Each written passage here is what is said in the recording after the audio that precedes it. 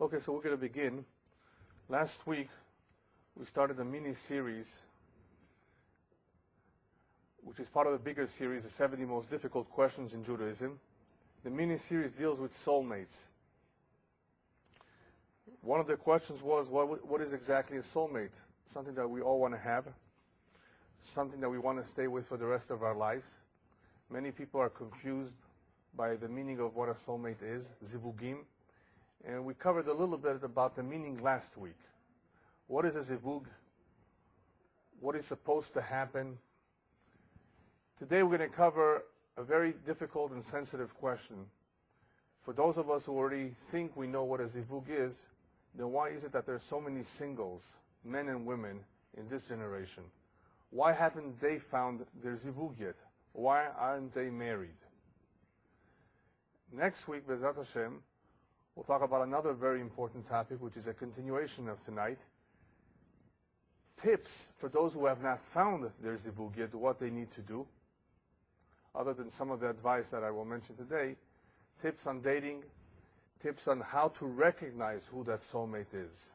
Also a very important topic for those of you who are single, and even for those of you who are married.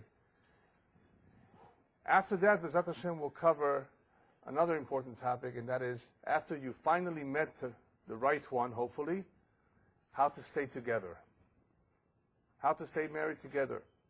For some, it's easy to get married, but it's a whole different story to stay married. So that, B'ezrat Hashem, will follow. So today we need to understand what's going on in this generation. This is a phenomena that did not exist in the past.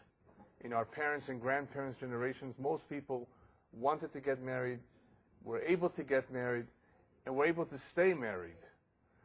So we need to understand what is going on, what is different about our generation. Obviously, I'm not the only one admitting it or making a point of it that there is a problem. The non-Jewish world is aware of it. Very recently, there was a very big article in one of the most important newspapers in this country titled, "Why are there so many singles?" So obviously many people are aware of it, and nobody has a real answer for it. Even though there are explanations, there are some explanations for the problem, but because there's more than one, nobody can really pinpoint and say, this is it. Unfortunately, there are quite a few reasons for this problem. But the fact that I found very interesting is that if the Goyim are talking about it, if they're writing about it, then it's not just a problem that we have in the Jewish community, it is a problem that is quite spread out everywhere. But there is a big problem with this observation of mine. If this is the fact that what we have, the problem that we have, they have, the problem that they have, we have, you know what that means? It means that perhaps the reasons why they are still single, or some of them, is the same reasons why many Jews are still single. In other words, the influence of the street is very powerful. And that's a fact. We know that the environment has tremendous influence. But if the Goyim are admitting to a problem, and we share that same problem, then unfortunately, many of the reasons, not all, but many of the reasons why many Jews are not getting married, have not found their soulmate yet, or whatever, could be is for the same reason that the Goyim are not getting married. And unfortunately, I'm already preparing you that many are, of course, not married for reasons that is totally up to them. And I will explain the reasons a little bit later. First of all, we have to make it very, very clear to ourselves that the one who's responsible for zivugim, HaKadosh Baruch Hu, did not retire. Lo yatsa lepensia. He did not go out on pension. He's still around doing his job. That is the job of HaKadosh Baruch Hu, of the Almighty. He is the one that's mezavek zivugim, and we have to remember that at all times. He is the one that brings people together. So he's still doing that. And because he's still doing that, it is very possible that some who are still single and who are over the age of 35, and I chose 35 because I consider 35 halfway to 70, right? 70 is average lifespan. So those who have passed 35, who are not married yet, they've lived already half their life. Even them, HaKadosh Baruch Hu, because He's the one that's Mezavek Zivukim, it's very possible that they've already met their soulmate when they were 22, 23, 24, 25, which is the normal age in our Jewish circles, religious circles, of getting married. That's what is the norm. Not everybody does. So because HaKadosh Baruch Hu is still responsible and is still doing an excellent job in being Mezavek Zivugim, He knows what He's doing, it's very possible that those who are not married yet and who are over 35 have already met at some point, because He brings people together. You may not have wanted, you may not have been prepared, whatever, but He does His job. And if He does His job, He does His job at the right time. So it's very possible, since He's still involved, that people who are over 35 did at one time meet their zivug. Now, this generation, as I pointed out, is very different than the previous generation. What stands out, there are many things that are different. Obviously, we have cell phones, and we have microwaves, and we have a lot of things that is different in this generation than the past generation. But what stands out, and that is what we're talking about, is the fact that not only are less people getting married, latest statistics show in the non-Jewish world that only 50% of men and women of marriageable age are married. What's with the other 50%? Well, a small percentage are widows who don't want to remarry again. Okay, that's a small percentage. But a great percentage of over 40%, depending on if it's women or men, simply are not getting married. There are some differences between the various classes, black, white, Hispanics. Obviously, there's some differences in the country that you go to, but this is the United States of America. That is the statistics in this country, that 50% of adults of marriageable age are not married. So that's one of the differences between this generation and the previous generation, where if you go back 35, 45, 50 years, the statistics were 70, 75, 80% of adults were married. So that is therefore a noticeable difference between this generation and the past generation. Another noticeable difference is ikuvim, which we'll talk about too tonight. Why are people being delayed? They're eventually getting married, but they're getting married at a later stage in life. Why is that? That's also a noticeable difference between this generation and the past generation. And then you have, unfortunately, another phenomena that is also quite evident. The difference between this generation and the past generation is that there are more divorces. In the olden days, not too many people got divorced. It was not so common. You did not hear about it too often. The further you go back, it is rare. It happened when necessary, but it was not common as it is today. And I have a feeling, and I think all of you will agree at the end after you hear all the reasons, that some of the symptoms of delaying marriage or not getting married, it has to do with the same symptoms of why people are getting divorced.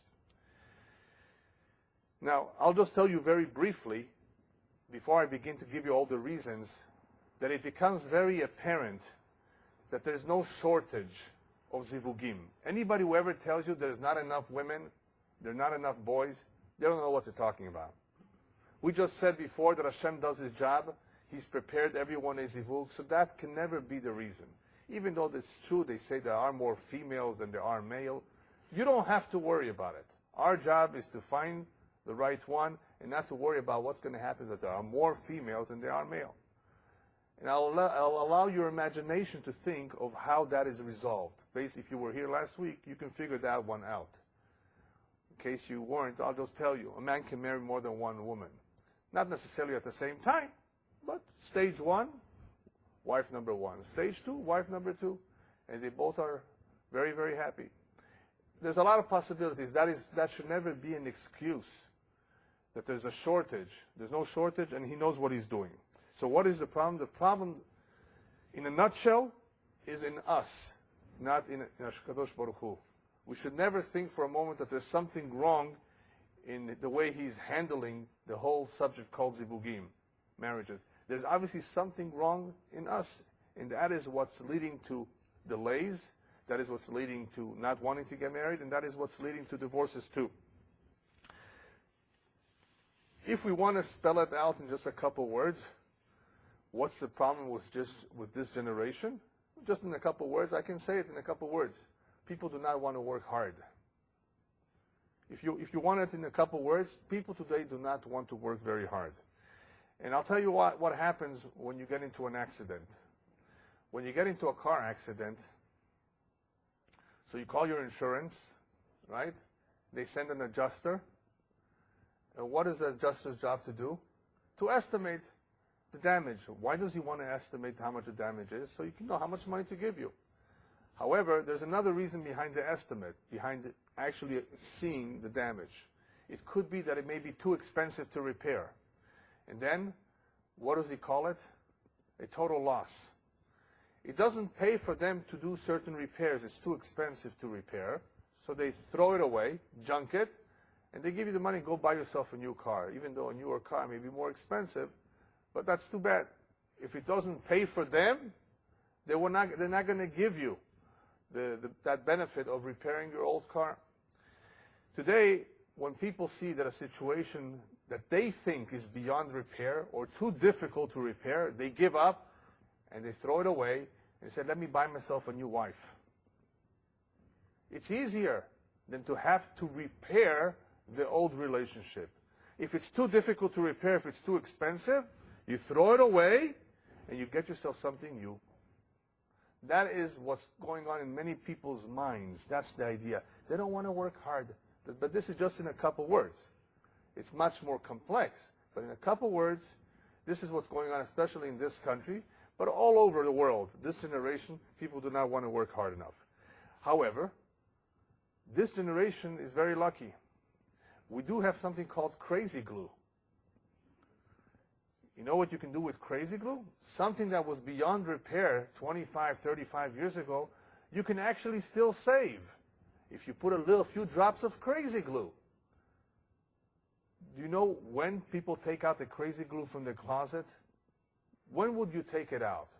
If you really want to save something because it has sentimental value. That's expensive china that you got from your grandmother. Chaval. What a shame we would be, what a loss to just throw it away in the garbage. So you try to save it. It's never like the original one. It's not like a brand new one, but you're not going to throw it away because you have something called crazy glue this day. It's worth trying. You may still be able to use it somewhat. It will at least look normal, not broken, right? But that's only when it has some sentimental value.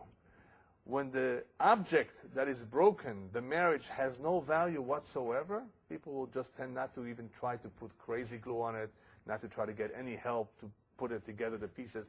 Yeah, just throw it away. That is what's going on today. Now, what about the couple who has lived for 10, 12 years together, somewhat in peace? Let's talk about them for a moment. We're still not talking about singles. We're talking about a symptom that is related. People getting divorced. But people have lived together, have had a decent life. They got along somewhat. They had differences. It wasn't 100% comfortable. Neither of the two felt that they are in paradise. But as we say in Hebrew, sahvu, they schlepped. They dragged along for 10, 12 years.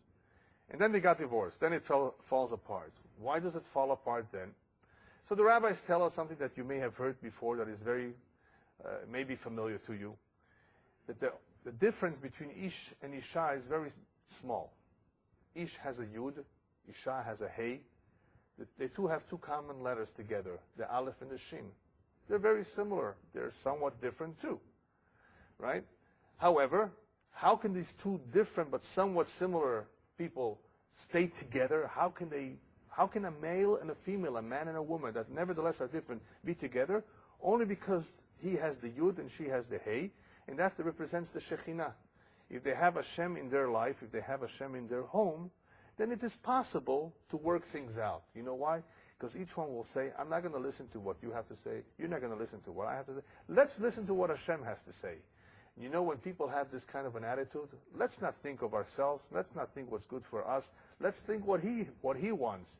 And how are we going to know what he wants? He doesn't have an email. Right? He doesn't have, how do you communicate with Hashem? You go to a rabbi, you go to a third party, and after all, we're not objective, we're subjective, we're biased, so we go and find out from a real rabbi who's objective, tell us what is the truth, since we're both blinded. We both want to have the Shekhinah in our home. We both want to do the right thing. Oh, you want to do the right thing? What's best? Then, of course, your chances for success are better. You're going to stay together because the Shekhinah resides in your home.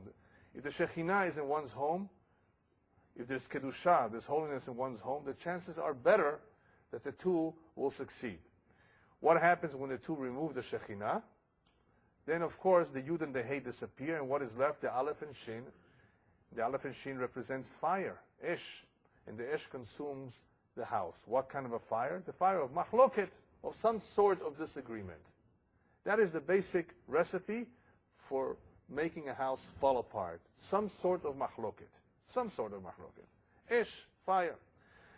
Now, what is the one cause that's the most responsible for driving away the Shekhinah?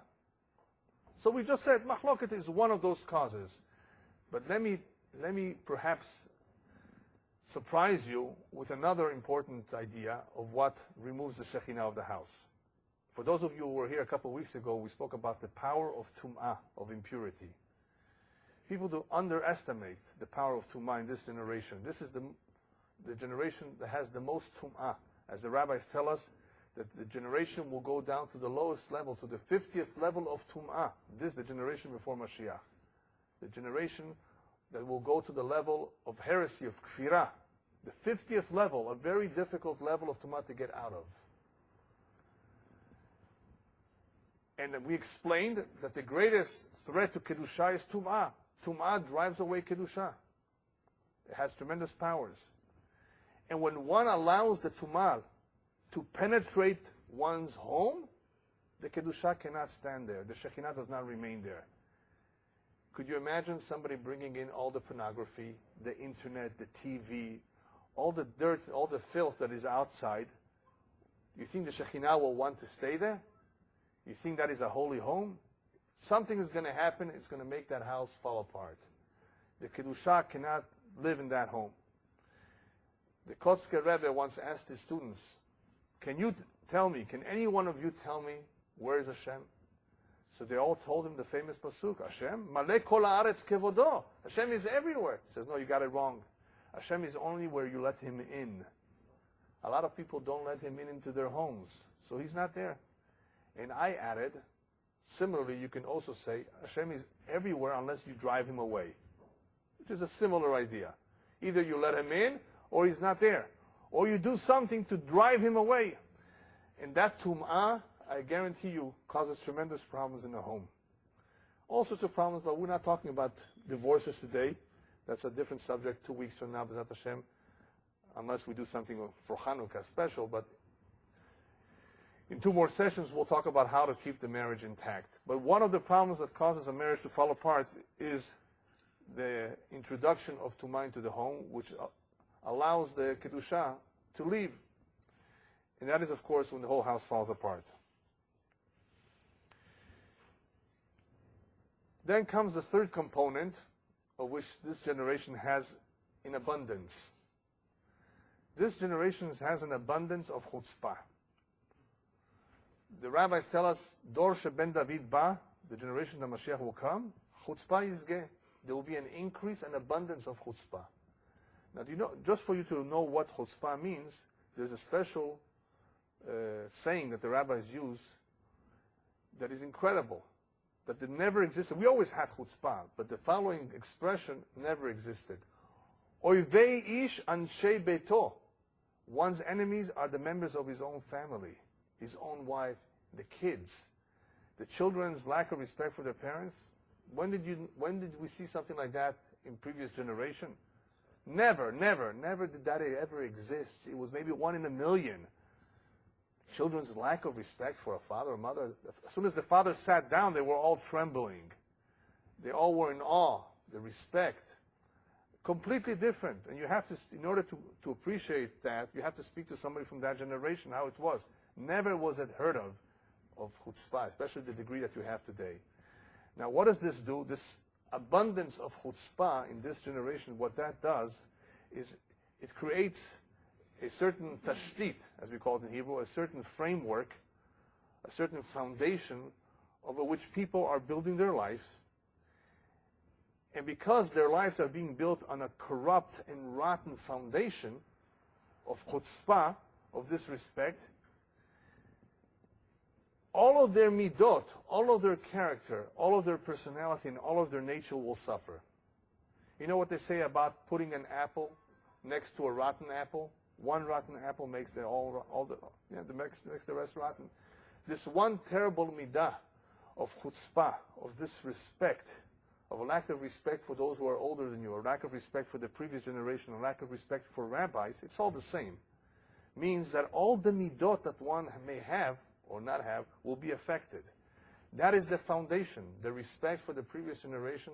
Why were the rabbis concerned about chutzpah? The rabbis were concerned about chutzpah because if a child does not respect his parent, he will not respect the parent's religion. Why have people moved away from Judaism? The father, the grandfather was religious. How could a child or a grandchild go against his father or grandfather? The only way he can go against is if he's disrespectful. By going against, by intermarrying, by assimilating, when one's father and grandfather are still alive especially, that is the utmost disrespect for an individual. When you go against his religion, when you go against his beliefs, you couldn't care less for what he did, for what he believed in. That is a terrible midah. Now it means that one will not have respect for rabbis. One will not listen to what the rabbis have to say. Then where's the Jewish continuity? Where is the safeguarding of the Torah? If there's no kavod, everything will be lost, chas v'shalom. So the chutzpah, being so prevalent in this generation, is a tremendous problem for all the midot, for all the personality, for all the character of certain individuals. And what happens is when the chutzpah reaches its height, as the rabbis tell us, pnei ador ke pnei kelev, the face of the generation will be like the face of the dog. Nobody will care what everybody else does or say. A kelev is chatzuf. A kelev just doesn't care. One commentary says the reason why it's called pnei ador ke pnei kelev is because the dog is always looking back to see who's running after him. That even the leaders of the generation, the panim, the pnei ador, will be like a dog. They will never do the right thing. They will always do what's in their best interest. They will always look back behind their shoulders. Kelev is symbolic of chutzpah, of audacity. And that is what describes the generation that we're living in. And that is, of course, part of the explanation of why the children are much more difficult today to raise and to educate, because they are also infected with this chutzpah. All right, so we have chutzpah. We have a very rotten foundation. And we said that this rotten foundation affects the entire persona, the entire character of a person. But it does something else also. Because people have so much chutzpah, because their midot are so rotten, there's no emphasis on, or desire or interest on working on the midot. Today, very few people work on themselves. You know what people do instead? They work on the physical body. They exercise. They go on a diet. They watch what they eat. Everything has to do with their physical body, nothing with the neshama. A person, a Jew especially, should be wanting to work on his neshama, should be wanting to refine his character, his midot. No, there's no emphasis anymore, except for the very few people who are working on themselves. There's no emphasis on the midot, and on the contrary, there's an emphasis on the physical body.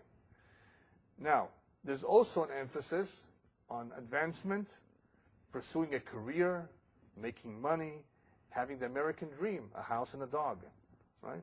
Having all the pleasures and all the goodies of this life. What happens to the individual when he emphasizes the homer, the materialism? There's a balance, right? The guf and neshama are in a balance. There's a body and there's a neshama. There is a scale, a balance. When you emphasize the homer, the physical, more than the spiritual, then you're tipping the scale. If you give more importance, if one gives more importance to that which is physical, to that which is materialism, he will automatically affect the scale of that which is spiritual. The spiritual will lose value, it will go up, this one comes down. That's what happens. It will outweigh. And his whole entire life, the life of an individual and the life of this family, will be materialism and very little spirituality. And this, of course, breeds other problems. When a person becomes very materialistic, vayishman yeshurun vayiv'at, a person becomes very comfortable, he emphasizes materialism, he has no interest in religion anymore. Shabbat, let's get it over with. Oh, is it over already? Can I get my cigarette? There's no kedusha, there's no interest in that which is spiritual, ruhani. Everything is material. Their whole head is immersed in materialism. And this, of course, affects the relationship. This affects one's relationship with Hashem. It affects everything.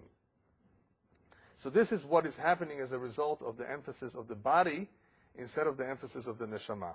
There's therefore no one working hard, at least, on refining his character. Now, as a result of that, what does this mean? If people are emphasizing that which is material more than the neshama, you know what this does to people? It makes them look more like behemot v'chayot than really bnei adam. A true ben adam has that tzelem Elokim on him, has the image of God on him. And the image of God means that he behaves in a certain way. As the rabbis tell us, we have to behave ourselves according to the ways of Hashem. Mahu rachum, afatat yerachum. He's compassionate, you be compassionate. He's kind, you be kind. He's tolerant, you be tolerant. That is, if we had the tzelem Elokim, we would want that, because that is what the neshama wants. But when a person removes the tzelem Elokim, when he emphasizes that which is material and physical, when he drives away the kedusha, he's no longer attracted, he's no longer pulled, he has no more interest in the spiritual. He therefore becomes more like a behemah. And what is a behemah? How is a behemah different than a human being? A behemah is interested only in itself. Behemot don't do other people favors. Right? They have no interest in helping. Behemot don't know what generosity means. They don't know what tolerance means, what kindness and patience. All the important ingredients for saving a marriage, behemot don't have that. When a person becomes a behemah, what does that do to the concept called love? He loves himself more than he loves the other person, because that's what a behemah does. Have you ever heard somebody say in English, I love fish? I love fish. I love schnitzel. If you really love fish, then why do you eat them? If you love something, you wouldn't want to destroy it, right? You wouldn't want to consume it. Obviously, people use the wrong word to describe something that they very much like. But in a sense, they're not really making a mistake. They're really describing their real feelings. Their understanding of their feelings of love are selfish. It's that they want something for themselves. They love something because they want it for themselves. Well, I have some news for you. As a result of people being more like animals, as a result of people loving themselves, their whole concept of ahava, therefore, is misguided. It's something that they want for themselves, right? Guess what happens? The first cause of people not wanting to get married, remember, we're separating this. We're going to talk about those who are still single, not because of their own volition, but those who have no interest in getting married, it's very simple. They don't want to get married. Why? Because they get that selfish love for free. A man can find a girlfriend and have that which he calls love for free. As I heard one Mexican tell me, why buy a cow when you can get milk for free?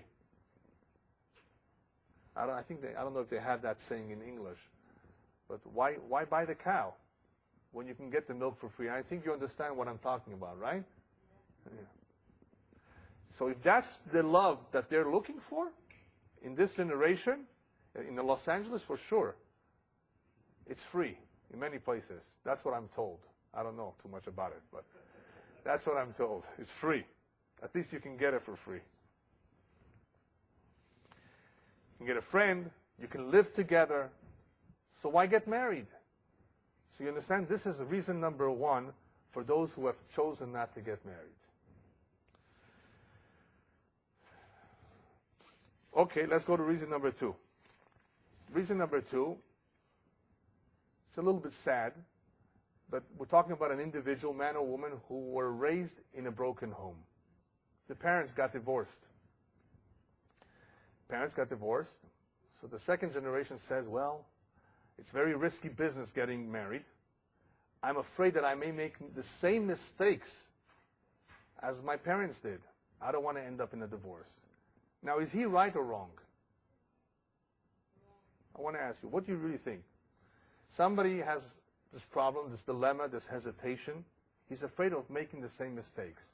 Do you know that there is a chance that he will make the same mistakes? His concerns are valid. His concerns are valid. There is a chance, at least 50%. Maybe not when he's 24, but maybe when he's 54. When he loses his job, that he's going to get very upset and do the exact same thing his father did or his mother did. He saw it.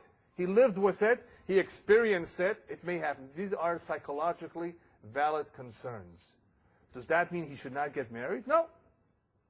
Not necessarily, because he can turn out to be a gem. The experience has helped him, has hardened him, and you never know. He may have gained something from it, or because of his training and his education, or if he has a good friend or a rabbi who will teach him, he may be able to control himself. He may be able to have a much better life than his parents had. Nevertheless, this is one of the reasons why people hesitate to get married. Reason number 3, some people simply don't want the responsibilities. What did I say earlier? In a nutshell, people don't want to work hard. This goes along with that too. People don't want all the responsibilities that marriage entails. Reason number 4, some simply don't want to get married because they don't want to have children. Well, it's still possible to get married and not have children, but they think it's automatic, it's a package deal. If you get married, you have children, and that's true. Part of the mitzvah is to get married, pru-urvu, to multiply, but they don't want to have children. For whatever reason. We're not talking about their reasons for not having children, but this happens to be one of the reasons. Now, by the way, I'm quoting to you, not what I thought in my mind, because obviously I have to present to you here things that have been tested, things that are valid, things that have been proven. So what I'm quoting to you is what the experts are saying. I'm going to add just some ideas when we talk about why people are still single. But now I'm talking about why people are not getting married at all. Why are they choosing not to get married? And these are all reasons, and there are many reasons, that the experts have put together by interviewing those who have chosen not to get married. So some don't want the responsibilities, some don't want to have children, and because they don't want the children, they don't want to get married. Then there's some who don't want to get married because they don't want to get entangled in financial issues. Marriage can be expensive, especially if you get divorced. Half of what is yours belongs to your wife, at least in California. It could be expensive, especially if she's high-maintenance girl, Jewish princess, you know. Yeah, it could be very expensive. So some don't want the financial entanglement that marriage involves, and that is why they don't get married. Now, based on all the reasons that I just gave you, they have made the decision not to get married. Hashem did not stop them. Hashem did not intervene. Hashem did not do anything. On the contrary, what did we say earlier? They may have met their soulmate too. They may have actually met them, and for whatever reason that they have, even if it's a terrible experience that they've seen by others, it does not justify them. Obviously, what do they need to get over it? They need retraining of Jewish values, the right Jewish perspective of looking at life. They need to understand the importance of marriage. These individuals, men or women, have to have their minds reprogrammed, retrained as to why, nevertheless, it is important to settle down and get married and not worry too much. So they need to have their mind changed, their values changed. Now let's go to another couple reasons of why people do not get married. And these are more personal experiences in their personal life. There is one individual, this happens a lot to women especially, who don't want to get married because they think they're not beautiful enough, that nobody's going to want to marry them. They look at themselves in the mirror and they say, well, I'm a bit overweight, or this or that. And there are women like that. There are individuals like that who simply they've convinced themselves that they're not beautiful enough and perhaps nobody would want them anyway. Now, I said last week, and I'll say it again, everybody has a zivug. Hashem takes care of even the difficult cases. So that is a total lack of bitachon in Hashem and in yourself, perhaps. You have to have confidence in Hashem that's going to work out. There are those who are not self-confident in themselves. They have an image problem. They suffer from a lack of self-esteem. And because of that, they think, well, I'm not going to do well. I'm not going to succeed. It's too difficult. There's some lack of confidence in themselves. There are others who, throughout their childhood years, people have made fun of. For whatever reason, people made fun of them. And because of that, they also suffer of an image problem, thinking that they're going to have a difficult time finding somebody that they can love and that they will love them. What do we do with these individuals? These individuals need a little bit of encouragement. They need a little bit of direction. They need to be helped to be able to get out of this problem that they have, this mindset that they have, lack of confidence and so forth, that should not be in their way. And it shouldn't be. Nothing should be in their way. But what does it take? It takes tremendous amount of willpower. And the willpower can only come about if somebody has a clear understanding of why it is important to get married. Why it is important, nevertheless, to try. Why it is important to have bitachon Hashem, that He will get you the right person for what you need. And everybody has different needs. As we said last week, a soulmate is what you need, not necessarily what you want. And that is one of the mistakes people make. They want something, but who said that is what you need? Hashem says, I want to give you what you need, what's best for you. And what's best for you may not necessarily be what you want, the idea of what you have in mind or what you want. Hopefully, if we're lucky, we'll get what we need and what we wanted. But that's not always the same. So there are some individuals that simply need more direction. They need to be encouraged, not left alone, because if they're left alone, they'll stay alone for the rest of their life. Now we're going to talk about another group of people.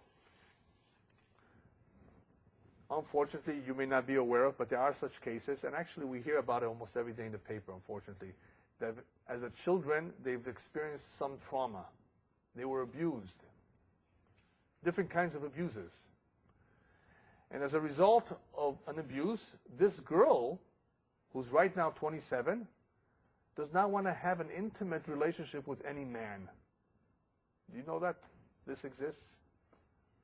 Because of some abuse, because of something that happened to her in her life, she does not want to have that kind of a relationship with another man. There are some who put their trust in a friend, and that friend betrayed their trust, and now, because they were the victims, they don't want to give their trust to anybody else in this world. They've lost trust in people. These two people who have lost trust, who have been abused, who have experienced some trauma, they need urgent psychological or psychiatric help. Medication may not do it. A rabbi may not be equipped to give them what they need. He may, but not necessarily. You need a professional to help these people come to a closure, as they call it, a closure of their past experience so they can continue living a normal, productive life. What do all of these have in common? The ones that we just mentioned? All of these have in common that they have chosen not to get married. On their own. Some of them, of course, have it more difficult because of the trauma. That's true, but it's still their own decision. Hashem gives every human being the tools to overcome his problems. He could use some help. And HaKadosh Baruch Hu will not demand of you something that you're not equipped to do. You are facing a challenge, you have a problem, you can overcome it. And if you have bitachon in Hashem, and you are open, Hashem will send you the right people to help you too. You have to want to be helped. If one, of course, locks himself up and doesn't want to hear anyone, then he or she has made the decision not to be helped. So one should never say, oh, he's stuck for the rest of his life, he or she, That is the way Hashem wanted it to be. No, Hashem wants everyone to get married. It's a mitzvah. It is healthy. It is the right thing to do. And Hashem will make it happen. He will help you. He will send you people, whether it's a matchmaker, it's a psychologist, whatever it is that you need to overcome that obstacle, that problem. You still have the decision. But I can't help myself. Yes, of course you're going to have a hard time helping yourself. But you have to just want the help. And then somebody will help you. That ability to want help, everybody has. Just say, I want help. So we've spoken about some individuals who have a difficult time not getting married because they have made the decision not to get married. Now let's talk about delays. And that's the one that many single people are very curious about. Because, Chaz v'Shalom, I don't suspect there's anybody here, I hope not, that intentionally chooses not to want to get married. But there are people like that. So I needed to bring you a list of reasons that there are individuals out there, Jews and non-Jews, who have chosen not to get married for whatever the reasons are. And they need help. But now we're going to talk about the ones who want to get married. They just somehow haven't found a soulmate or haven't found the right one. What's going on over here? Obviously, whenever we're talking about ikuvim, delays, it's a different problem. It's a different phenomena. It's not necessarily a problem. But it's handled differently. This generation, there's basically three kinds of ikuvim, three kinds of delays. This generation has an ikuv that did not exist years ago. That is a delay that is brought about by oneself. People are going to college these days. To become a lawyer or a doctor takes 6 to 8 years. Go back 100 years ago, in Poland, who became a doctor? Very, very few Jews. And you didn't have to spend so many years in college to become doctors either. A lawyer? I haven't heard of a Jewish lawyer. 150 years ago in Poland, who heard of a Jewish lawyer? Maybe there was one, but not many like we have today. Life was very different. Careers were basically how you made your money. You had a shop, you had a profession, or, you know, you were either shoemaker, carpenter, tailor, butcher, or a thief. You know, there were people who made that a profession too. And that's in every generation you had thieves. Yeah, Jews too, unfortunately. Yeah, you had thieves. But anyway, you didn't have the situation you have today that people actually are spending so many years in college. So that is a postponement or a delay that is brought upon themselves on their own, voluntary. Now, what does that do? That is very dangerous. Because even though it's very nice that you want to get a degree and you want to have a source of income, but you're pushing off the date that Hashem had in mind for you to get married. Hashem had in mind for you to get married at the age of 23. As I said in the very beginning, that's a normal age. How do I know that's a normal age? Because the rabbis tell us, at 18 you're ready. You're mature enough. If you can be drafted to the Israeli army and to the American army at 18 and carry an Uzi, then you have enough responsibilities and maturity to get married to. That is what the rabbis tell us, Does that mean you have to get married at 18? No, you don't have to, but you're ready. Some boys got married at bar mitzvah. Their bar mitzvah was their chuppah too. In the past, there was sometimes a need to marry young men and young girls early, fast, for all sorts of reasons. But the normal age was 18 and above. How much above? It depends if the boy was learning Torah. The only excuse, valid excuse, that the rabbis accepted for one to push it off, if he was presented with the right one, right, was he wants to sit and learn Torah. Why? Because once he sits and learns Torah, several things happen. Number one, the Torah protects him from sin, hopefully, if he's serious about learning. So he won't have the problem of being without a woman. Number two, if he's really osek b'Torah, Hashem will not make it that he will lose his zivug because of him picking Torah. She says, you want to learn a little bit of Torah? Fine, I'll make her wait for you. Number three, learning of Torah could be very good. He's going to become more knowledgeable, more learned, be a better father, a better husband. After all, once you get married, you won't have as much time to sit and learn Torah. So he's doing a good and normal thing, an acceptable thing. Learning Torah was therefore basically more or less the only excuse. Other than that, rabbis encouraged as soon as possible. People got married, depending, of course, on whenever it was bashet, whenever it was meant to be.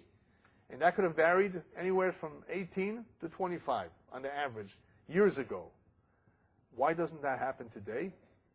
So reason number one I gave you is people on their own have chosen to push off marriage until they've made more money, until they've built themselves up, bought a house, and got themselves a job.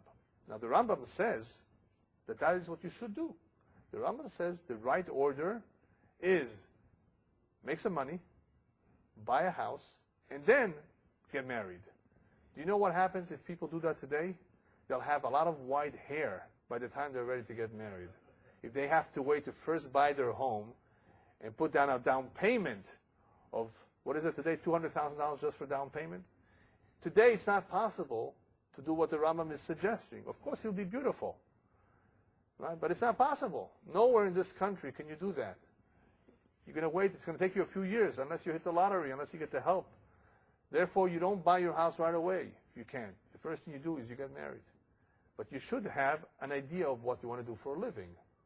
That you want to do. You want to have an idea of what you want to do for a living because you don't want to beg people for money, right? You want to be self-sufficient. You want to have some source of income, unless you're learning for a year or two or three in the kollel, and they will support you.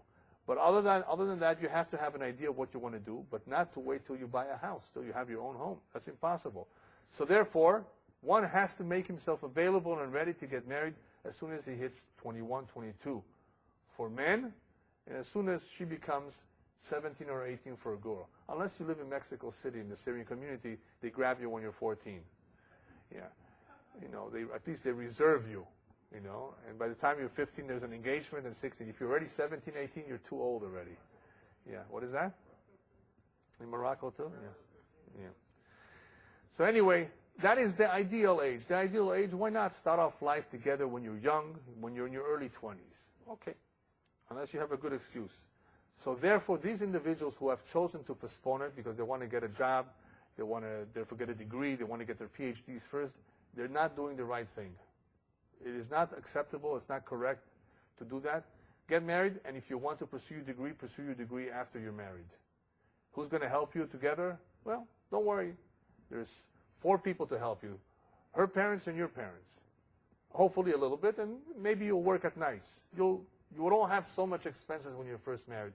You don't have a good excuse to push off your wedding just because you may not have enough money to pay the bills. You don't have to live in a 3-bedroom apartment when you first get. You can live in a basement. You go today to Yerushalayim, in Bate Ungaran, in Bate Polin there, and you will find how people lived just 50, 60 years ago. One big room. That was the kitchen. That was the bedroom. Parents' bedroom, kids' bedroom, everybody. They had a small little corner for a kitchen. You can still see those places today. And you know what they did when the first child got married? The father brought a bunch of bricks, and he made a dividing wall in that same one big room. Gave a little bit to his daughter. You can still see it today. Some people are still living in that kind of a house. Very, very simple. Now, I'm not telling that that's what you should do. That's what you should, they have bathrooms outside too. People like to have their bathrooms indoors these days. So life has changed a little bit. But people knew to be happy with the little bit they had. They did not look for luxuries. They knew that marriage was important, having kids, having a family. And therefore, they did not never think of pushing it off until they had enough money to buy a home. So this is a very sad reason to not getting married on time. If all you're doing is just to make more money, get a degree, you may lose your real other half, your real soulmate. She's not going to wait around necessarily. When is she going to wait around? Only if one has a zechut. The zechut of the Torah. He's learning Torah. Hashem says, you know what? Anybody that comes your way, say no. Go out with him, give him 1 or 2 days. Show that you're going out, right? But I'm going to put it into your mind to say no. You're not going to want him. Why? Because the one who's really yours is still there. He's still waiting. So if somebody has a zechut, if Hashem wants him to really get his real soulmate, she will not marry anybody else. And everybody will wonder, oh, miskena. Oh, how sad that she's not getting married. Don't worry, Hashem is preparing something for her. Right? She's not going to lose out, neither is he going to lose out. But that's only if he has some zechut. If he's going to college, he may not necessarily. He may still have some zechut, but it may not necessarily happen. So there's a chance that one will lose his true soulmate. Now, does that mean he has no more luck?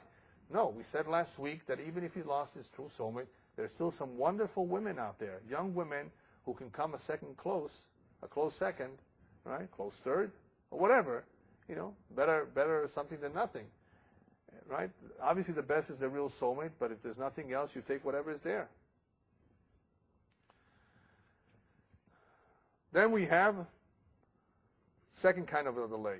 Second kind of a delay is unfortunate too. Bareranim, as we call them in Hebrew, the picky ones. I want a girl that's 5'9", blonde, with blue eyes. She has to have at least a master's, and the dowry I'm expecting from her father is at least a down payment for a house in Hancock Park. Otherwise, I'm not willing to hear anything. I didn't exaggerate. There are people who have more or less that on their list. No, it's really not an exaggeration. Maybe they'll give in if she has green eyes instead of blue eyes. Yeah, maybe, But they won't give in on the money and the looks, right? These are called picky. There are some people who are picky not about money, they're picky about yehus. Depending on where her father is from and who her grandfather was, and, can't marry just anybody from the village. It has to be something more important. People have these crazy ideas. Now, sometimes Hashem says, you know what, it's okay. The one I have in mind for you happens to meet the criteria that you have. So he's lucky that he wants a girl with money because he wants to learn Torah. And Hashem says, you know what, the one I have in mind for you, don't worry. Her father will be able to support you. So sometimes it works out, sometimes it does, that what he wanted, he got. But it has to be reasonable. It has to be for the real reasons. It has to make sense. But if the man is not such a great individual and he has outlandish, excessive demands, what we call very picky, he may simply not get married, simply delay his marriage. He may eventually get married at 39 with a convert. Now, there's nothing wrong with converts.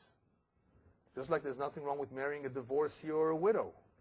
Nothing wrong whatsoever. You can have a beautiful life. But that was not his soulmate. Not at 39. I don't think so. Right? So, therefore, if you want the right one, you don't want to be picky. You don't want to push it off unnecessarily. Then you have individuals who are very, very smart. They think they're smart. They say, I want to try it out first. I want to try it out. Live together first for 2.5 years. See what she's really like or see what he's really like. And then decide on getting married. Have you heard of that? Yeah, that's a problem too. Not in the very Orthodox circle, because it's a sur. It's forbidden to do. You can't try it out. You have to have faith. It's a leap of faith. Bitachon b'Hashem. You get into it, and hopefully things will work out. But those who want to try it out, they're doing a tremendous disservice for themselves. First of all, they may be trying it out with the wrong person. They get used to this kind of lifestyle of living together. They're committing an isur and avirah of living with inidah, and therefore they're bringing upon themselves tremendous accusations, kitrugim lemala. And in this way, they're also going to lose their soulmate and not be very, very happy. This is not healthy, it is not correct, it's not right to try it out.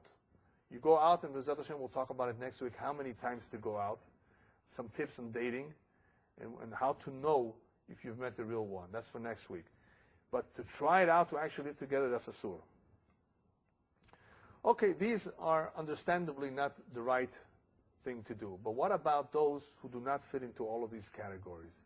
Good young men and good young women who have not found their soulmate, who are not married yet, and they're in their late 20s or early 30s.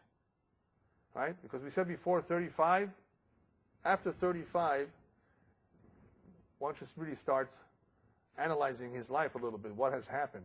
35 years, half of my life has gone by. So remember, 35 is after 35, you don't want to take a chance of getting there.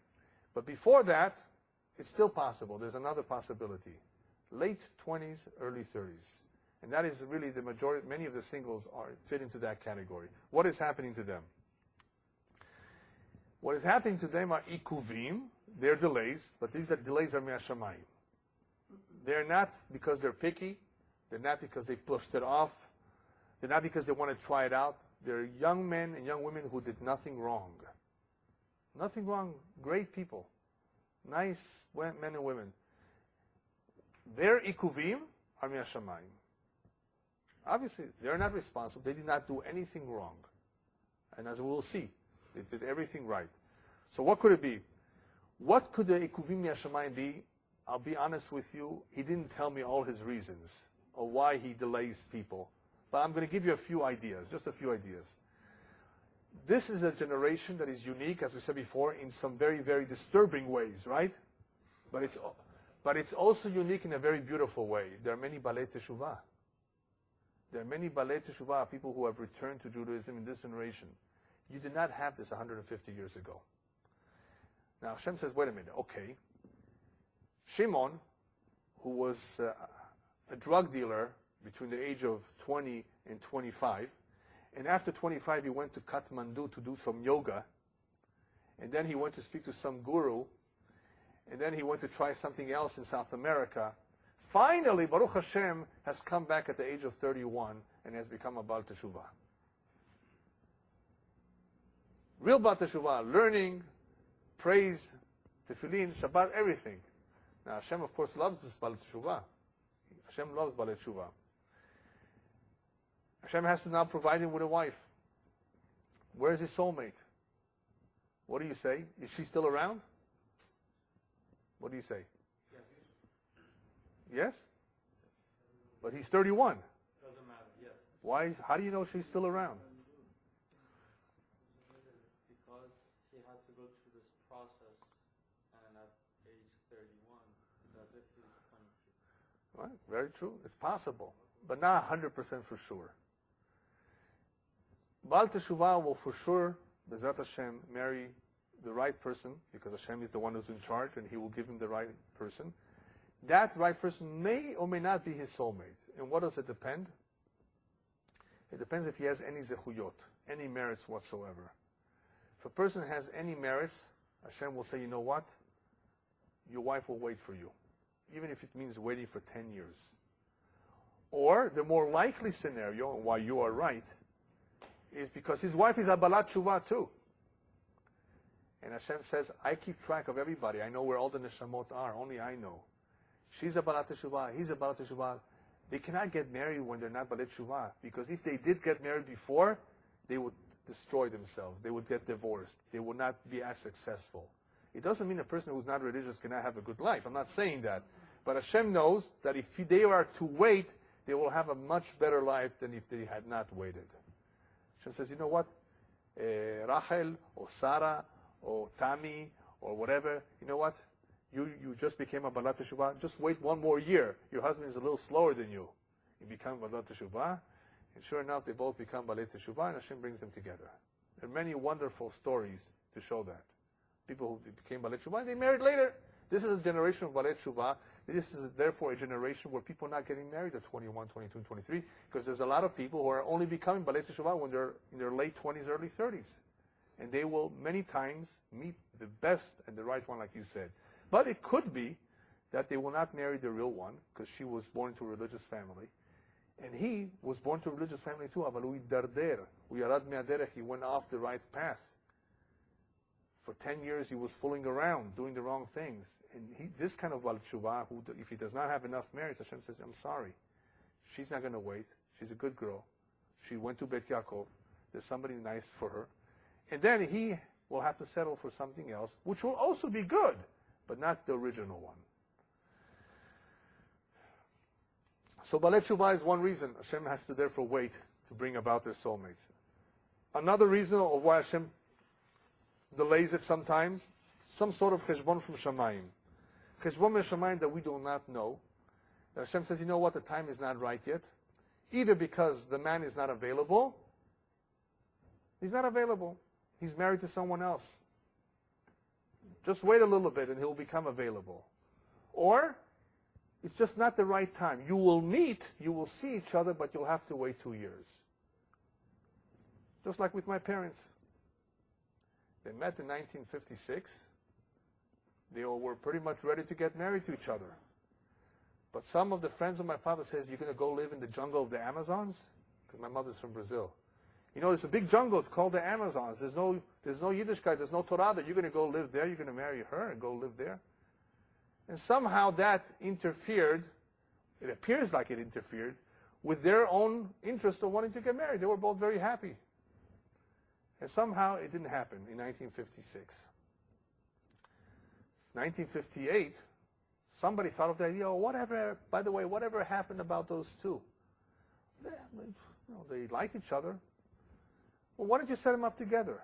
And in doing these 2 years, both my father and mother dated quite a few people, and none of them were the same. Each one thought about the other one all the time. Nothing compares to that. And sure enough, somebody in 1958, 2 years later, thought of the idea again, and this time it worked.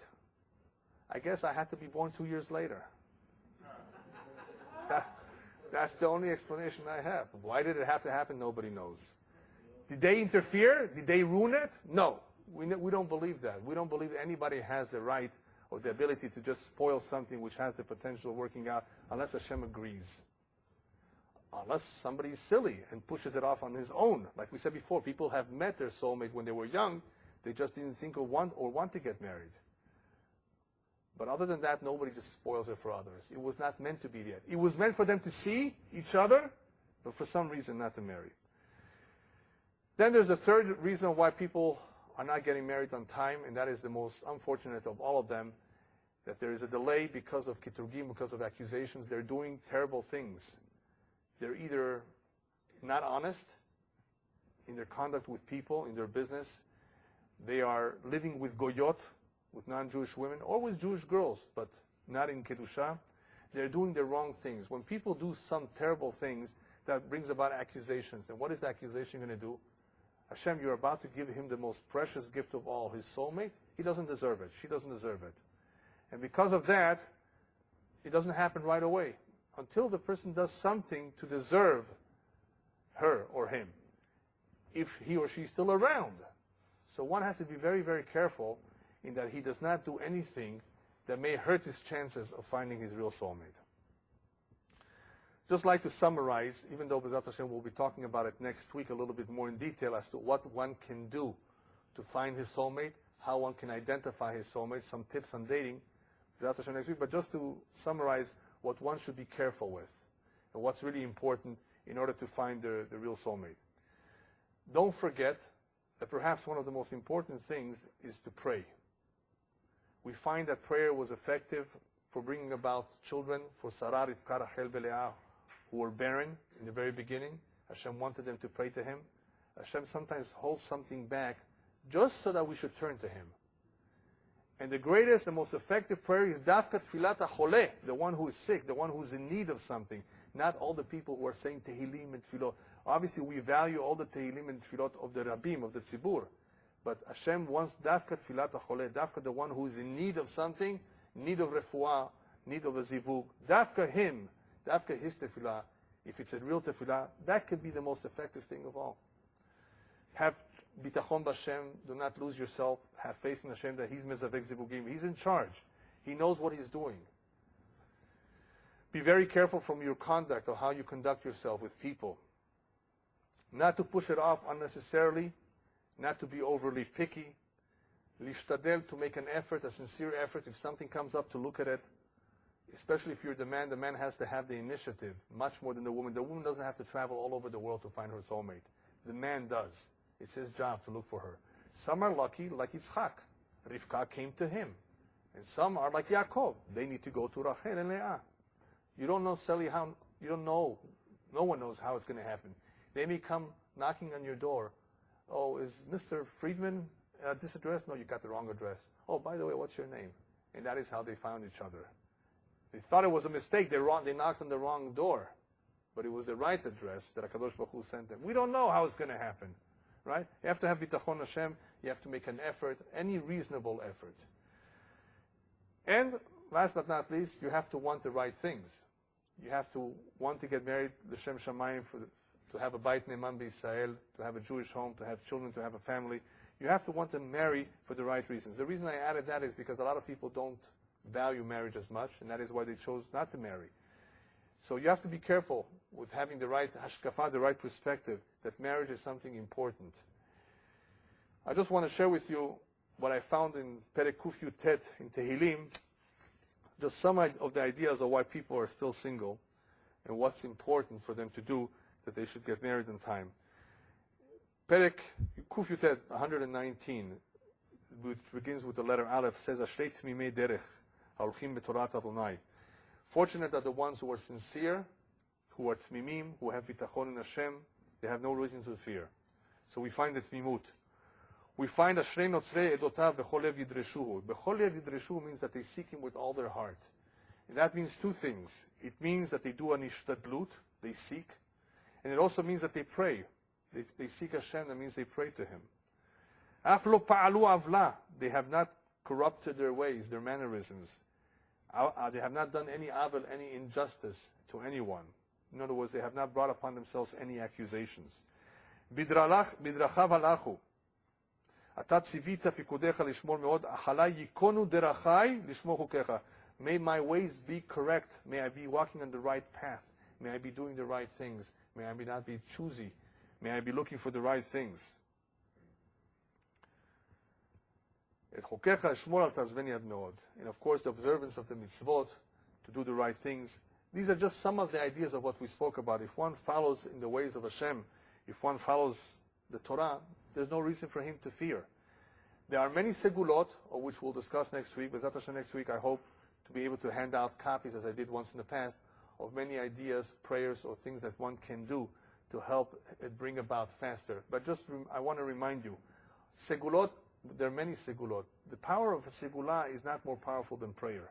All a segulot, there's different kinds of segulot which are helpful in removing kitrugim, accusations, but more than anything else, they act like a prayer. Why not speak with your own words to Hashem? That is even more powerful than all the segulot. And I guarantee you, this is a guarantee that I can give every one of you, no matter what, how old you are, what stage in life you are. Anybody who does the right thing, anybody that is a good person, anybody who sincerely prays to Hashem, and anybody who wants truly to get married, there's a pasuk in Tehillim that says, Lo yimna tov laolechim betamim. No way in the world will Hashem hold back tov, the spouse, the other half of an individual, for those who go with him bitmimut, who are sincere with him. I have no doubt in the world that everybody has a zivug for the most part. Everybody, B'ezrat Hashem, will meet up with him or her at the right time, as long as you do the right things. And what are those right things, B'ezrat Hashem? We spoke a little bit about it tonight, and we'll continue next week. The main thing is, for those of you who may not come next week, don't lose hope. Turn to Hashem in prayer, and if you are sincere and you really have an interest in getting married and you're not picky and you don't push it off, there's no reason in the world why you should not meet him. So I want to wish all of those of you who are still single that B'ezrat Hashem, next time I see you, you will have found him, B'ezrat Hashem.